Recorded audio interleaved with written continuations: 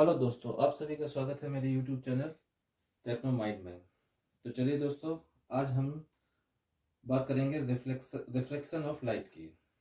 तो reflection of light में आपको एक डायग्राम दिखाई दे रहा होगा। उससे पहले हम इसके बारे में बात करते हैं कि हम इसको पहचाने कैसे। हमारे जो है डेली लाइफ में ऐसी घटनाएं घटती हैं जिनको हम देखते तो हैं, लेकिन कई बार उन्हें अनदेखा भी कर देते हैं। जैसे कि कभी आप जो है एक भरे हुए गिलास में, पानी से भरे हुए गिलास में अगर आप एक पेंसिल डालें तो आप देखेंगे कि वो जब पानी के अंदर आधी डूबी होती है और आधी बाहर रहती है, तो जहां से वो डूबना शुरू होती है, वाटर लाइन और एयर लाइन, जहाँ मतलब जहां पर एयर लाइन खत्म होती है और वाटर लाइन शुरू हो जाती है, उसके बाद आप देखेंगे कि वहां पर पेंसिल थोड़ी मुड़ी हुई दिखाई देती है। चलिए अब दूसरा एग्जाम्पल देते हैं।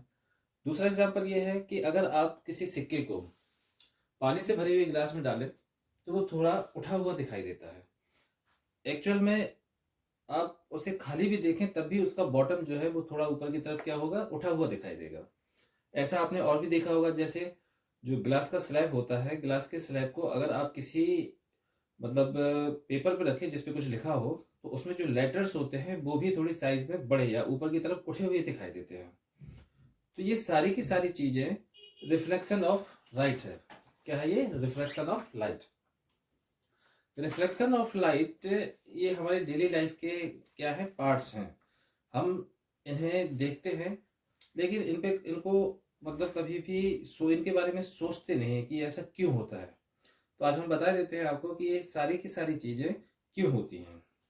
आप देख रहे होंगे सामने बोर्ड पर जो डायग्राम बना हुआ है, तो डायग्राम में यहाँ से लाइट की रे आ रही है जो कि गिलास के स्लैब में जाने पर वो थोड़ा सा मुड़ जाती है, और जैसे ही वो गिलास के स्लैब से बाहर आती है तो वो फिर बाहर की तरफ मुड़ जाती है। इसका मतलब क्या है? इसका मतलब ये है कि जब लाइट एक मीडियम से दूसरे मीडियम में इंटर करती है तो वो थोड़ा सा मुड़ जाती है। अब ये किस तरफ मुड़ेगी या किस तरफ नहीं मुड़ेगी, ये मैं आपको यहाँ पे बताऊंगा। उससे पहले दो रूल्स समझ लीजिए आप। दो रूल्स ये हैं।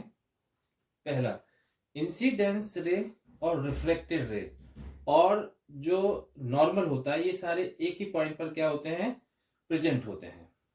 एक ही पॉइंट का प्रेजेंट का मतलब है कि जहां पर एयर लाइन खत्म हो रही है और ग्लास की लाइन शुरू हो रही है उस पॉइंट पर। ठीक है ना?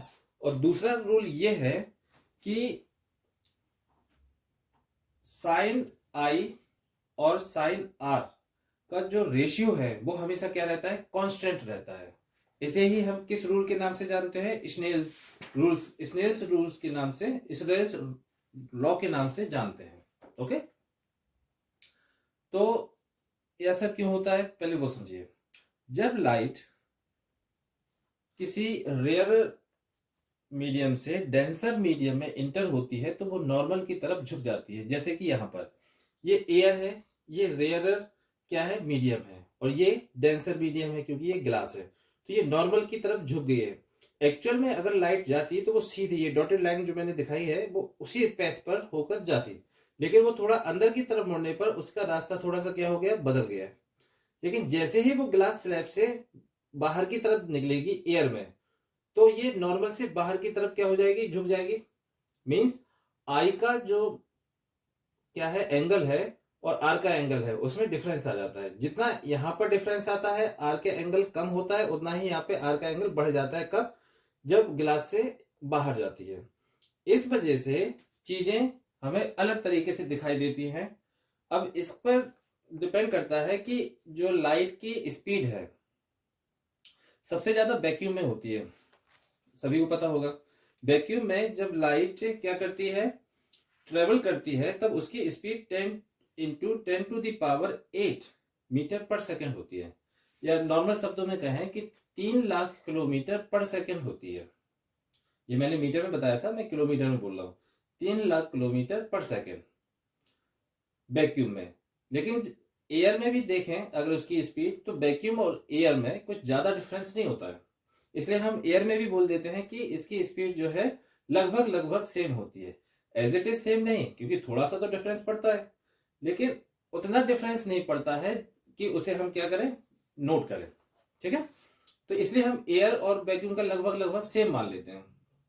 लेकिन जब रे जो है लाइट की वो डेंसर मीडियम में जैसे वाटर या ग्लास स्लैब में इंटर करती है, तो वो जो है उसकी स्पीड पर क्या पड़ता है, असर पड़ता है, और इसी वजह से इसका क्या होता है, रिफ्रैक्शन हो जाता है। रिफ्रैक्शन के लिए अलग अलग जो है वैल्यूज होती हैं अलग अलग मीडियम के लिए। जैसे कि सबसे कम होता है वो होता है एयर के लिए। एयर का जो रिफ्रैक्टिव इंडेक्स होता है वो होता है 1.0003, जबकि जो सबसे ज्यादा होता है वो होता है डायमंड के लिए, उसका होता है 2.42। रिफ्रैक्टिव इंडेक्स क्या होता है वो भी समझाते हैं हम आपको। रिफ्रैक्टिव इंडेक्स किसी एक मीडियम के रिस्पेक्टिवली देखते हैं किसी दूसरी मीडियम में कि लाइट जो है कितना क्या हो रही है, बेंड हो रही है या नॉर्मल की तरफ झुक रही है। मैंने आपको पहले ही रूल बताया था जो कि स्नेल्स लॉ था, उसमें क्या बताया गया था कि साइन आई, क्या साइन आई और साइन आर का रेशियो ऑलवेज क्या होता है, इक्वल होता है हमेशा। ठीक है ना, कांस्टेंट होता, सॉरी इक्वल नहीं, कांस्टेंट होता है। क्या होता है, कांस्टेंट। इसी को हम किससे, मतलब इसी को हम किस तरीके से बताते हैं, इसी को हम इंडेक्स के फॉर्म में बोल देते हैं। इंडेक्स में जैसे एयर और ग्लास, अगर हम कहें कि ग्लास का जो है इंडेक्स या वाटर का जो रिफ्रैक्टिव इंडेक्स है वो होता है 1.33, तो वाटर का जो रिफ्रैक्टिव इंडेक्स है वो 1.33 है। इसका मतलब है कि हम उसे एयर के रिस्पेक्टिवली देख रहे हैं। किसके रिस्पेक्टिवली देख रहे हैं, एयर के। जब एयर से वाटर में लाइट इंटर होती है तो उसके एंगल में क्या आता है, थोड़ा सा झुकाव आता है। ठीक है ना, इसलिए इसका जो फॉर्मूला होता है वो क्या होता है, रिफ्रैक्टिव इंडेक्स निकालने के लिए वो होता है speed of light in air divided by speed of light in the medium, means c upon v। N m is equal होता है c upon v, means c जो है ये है एयर में लाइट की स्पीड, और जो v है वो किसी मीडियम में क्या है, लाइट की स्पीड। सीधी सी बात है, जब किसी मीडियम में लाइट इंटर होती है तो उसकी स्पीड में थोड़ा बहुत तो चेंज आ ही जाता है। इस वजह से जब भी हम रिफ्रैक्टिव इंडेक्स की बात करते हैं तो वो एयर के रिस्पेक्टिवली क्या किया जाता है, देखा जाता है। ठीक है ना, इस तरीके से और भी जो है रिफ्रैक्टिव इंडेक्स हैं, जैसे कि केरोसिन। केरोसिन का रिफ्रैक्टिव इंडेक्स होता है 1.44, जबकि वाटर का रिफ्रैक्टिव इंडेक्स होता है 1.33। कहने को वाटर का मास डेंसिटी ज्यादा होता है केरोसिन के मास डेंसिटी से, लेकिन यहां पर हम देखते हैं कि केरोसिन का रिफ्रैक्टिव इंडेक्स ज्यादा है वाटर से। इसका मतलब क्यों, मतलब मास डेंसिटी ज्यादा होने पर उसका वाटर का रिफ्रैक्टिव इंडेक्स ज्यादा होना चाहिए था, किससे, केरोसिन से, लेकिन ऐसा नहीं है। क्यों, क्योंकि ऑप्टिकली जो चीजें देखने को मिलती हैं, जैसे ऑप्टिकली डेंसर हो, देखने में क्या हो, वो डेंसर दिखे, तो हम उसमें जो रिफ्लेक्टिव इंडेक्स होता है वो भी क्या हो जाता है, बढ़ जाता है। जैसे आप केरोसिन को ले लीजिए एक ग्लास में कांच के, और वाटर को ले लीजिए, तो जो वाटर है वो क्लीन रहता है, और जो केरोसिन है वो थोड़ा सा कलरफुल रहता है, तो देखने पे ऐसा लगता है कि ये क्या है, गाढ़ा है, कौन, केरोसिन। जबकि पानी देखने में ऐसा नहीं लगता है कि ये क्या है, गाढ़ा है।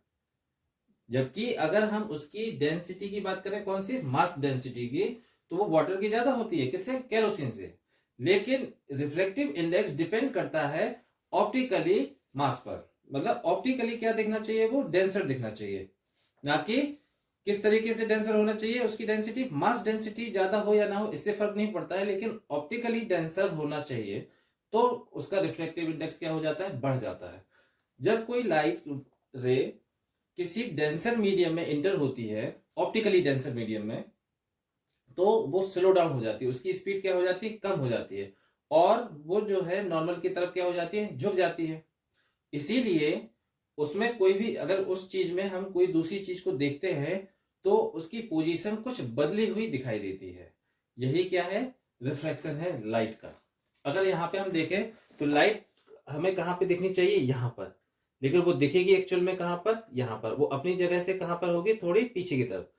इसका मतलब यही है कि लाइट रिफ्लेक्ट हो रही है, एयर से जाती है ग्लास में मुड़ जाती है नॉर्मल की तरफ, लेकिन जैसे ही ग्लास स्लैब से बाहर आती है तो वो अपनी ओरिजिनल पोजीशन में आ जाती है। मतलब ये नॉर्मल से बाहर की तरफ उतनी ही मुड़ जाती है जितनी ग्लास में इंटर होने पर नॉर्मल की तरफ क्या हुई थी, मुड़ी थी। इसीलिए यहां पर आई और आर का जो रेशियो है, साइन आई और साइन आर का रेशियो, और यहां पर साइन आई और साइन आर का रेशियो क्या ही रहेगा, कांस्टेंट रहेगा। ठीक है ना। इसीलिए कभी भी और कहीं भी अगर लाइट जो है एयर से ग्लास में इंटर करती है तो वो उतनी ही मुड़ेगी, वो कभी भी क्या नहीं हो सकती, कम या ज्यादा नहीं हो सकती। इसीलिए हम इसे क्या कहते हैं, कांस्टेंट कहते हैं। ठीक है ना दोस्तों।